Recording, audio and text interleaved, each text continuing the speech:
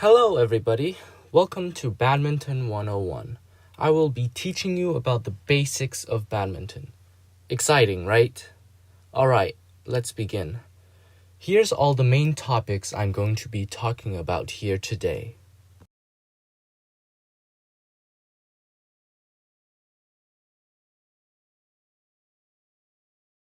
Let's start with an overview of badminton. Badminton is a racket sport like tennis, ping pong, pickleball, or any other sport involving hitting balls. But instead of hitting a tennis ball, ping pong ball, or pickleball, we are hitting a shuttlecock or a birdie. The goal of badminton is to hit the birdie over the net to your opponent's side and try to make them fail a shot. Your goal is to either make your opponent fail to hit the birdie back or make your opponent hit the birdie out of bounds. You can only hit the birdie once per receive. To get points, you have to get your opponent to fail. A failed receive or a receive that went out of bounds counts as 1 point. A normal game is played up to 21 points, but shorter games are played up to 11 or 15 points. The games are win by 2. So if the score is 20-20 and you get 1 point, you don't win yet. You have to get to 22 points to win the game. This rule caps out at 30 points. So if you reach 30 first, you win.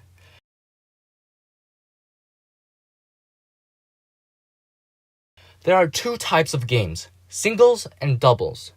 As their name suggests, one is played by yourself against one opponent, and the other one is played with a partner against another pair. Now let's move on to the rules of badminton. Let's start with serving. Services are made at the start of each possession to start the rally. Services are done diagonally to your opponent. Which side you serve on is determined by how many points you have. If you have an odd amount of points, then you serve on the left side, and if you have an even amount of points, you serve on the right side. At the start of the game, when you have 0 points, it counts as even and you serve on the right side of your court. In doubles, when there are 2 people on a team, the person who serves is decided by who served before a point. If you serve and you win the point, you keep on serving. If you serve and lose the point, the next time you win, your partner then serves.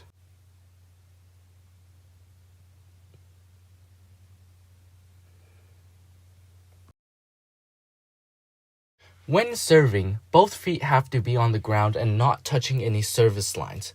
That means no ballet moves while serving. When serving the birdie, it has to be hit below 1.15 meters off the ground. I don't know about you, but I am unable to precisely measure 1.15 meters on the spot. So a rule I follow is that I serve at or below my belly button. Now let's move on to the in and out lines of the game. For singles, you can hit as far as the end line, but the outline for the sidelines is the inner one. For doubles, the whole court is available to you except for when you are serving. When you are serving, the end line is pushed closer. This means you can't serve as far compared to singles. But that means in a singles game, you can hit far but are limited by the placement of your shots horizontally. The close serving lines are the same for both types of games, the only horizontal line close to the net. At the start of the game, to determine who serves first, a toss is initiated. A toss is when the birdie is thrown up, and whichever side of the court it points to, the person on that side of the court wins the toss. In this win, they get to decide whether to serve or receive. Once the game starts, any contact with a birdie by the person or their racket counts as a hit. That means if your opponent hits it out, but it lands on your fat foot, it counts as their point. If you hit the birdie and it hits the wall or ceiling, it counts as out. Also, if you touch the net after hitting a shot, it counts as obstruction of the net. This means even if they fail to return your shot, your opponent still gets the point because you touched the net after making the shot. There are many other rules concerning badminton play that apply, but these are the situations that happen most often. The other rules are stated in a website cited down below in the description. Let's talk about the rackets used in badminton. Rackets can be different based on weight, balance, and string tension. The weight of the racket affects power and recovery speed.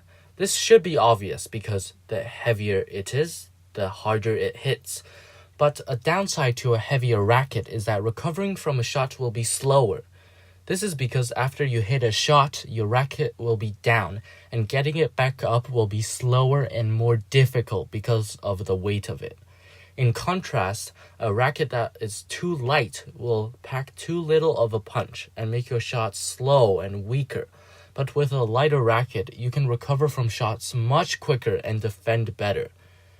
The weight of the racket you choose will be dependent on your physical strength and play style. If you are stronger or play more backcourt, a heavier racket may fit you. If you are relatively weaker or play more defensively and quickly, a lighter racket may fit you better. This is the same for the balance of the racket. There are three main types: head heavy, even balance, and head light. These types are a measure of how the weight of the racket is distributed. The head-heavy racket gives more power, whilst the head-light racket gives more control. The even balance racket is well balanced in power and control. To pick a racket best fit for you, you have to assess your play style and strength and see what kind of racket you think fits you best. The strings on the racket also matters in the amount of control and power you have. The tension of the strings is how tight they are strung together. The higher the tension, the stiffer the strings are. The tension you choose depends on your skill level. The tighter the string tension is, the smaller the sweet spot is. The sweet spot is the place on your racket where your shot is the cleanest and has the best control. That means you have to be quite good to have high tension. The advantage of a higher tension is that you get better control. The downsides are that your sweet spot is smaller, your racket strings break faster, and you get less power. This intuitively makes sense because the more tension something is in, the easier it is to break while being damaged. This means you have to restring your rackets much more often.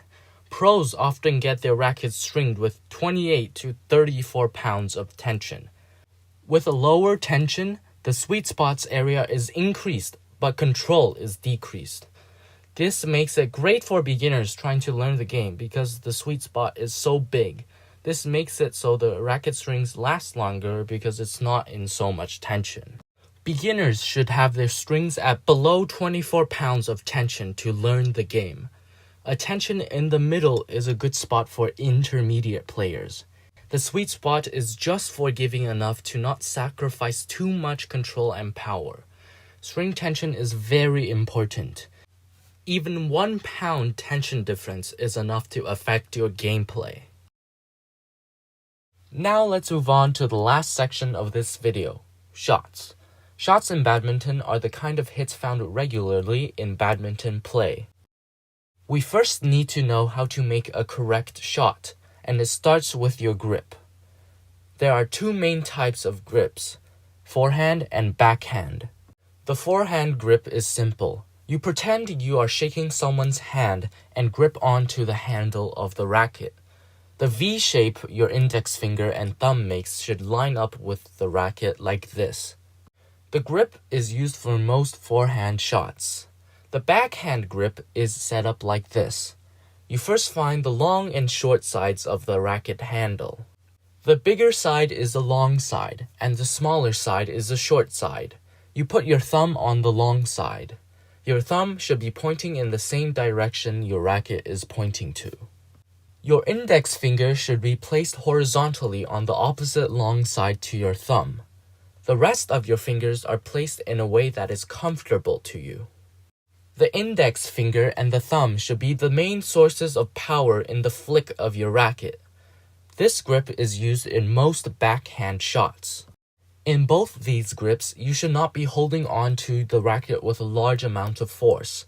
The racket should feel loose in your hands. Now that you know how to grip your rackets, let's move on to the different kinds of shots. First and the most obvious shot on this list is the clear shot. It is hit with a forehand grip in an overhead swing. The goal of this shot is to hit high and far. There are two kinds of clear shots, normal clear and cross clear. The normal clear is just a clear shot that is performed straight to the same side of the court. The cross clear is different. As you might have guessed, you hit the clear shot to the other side of the court. This means you will have to use much more power to achieve a good cross clear. This is because the birdie has to travel more distance horizontally and in turn adds to the amount of energy required to hit it to the desired. Yeah, no one cares. The second shot, continuing with the overhead shots, is the drop shot. As the name suggests, it is a shot that aims at getting the birdie as close and as low to the net as possible.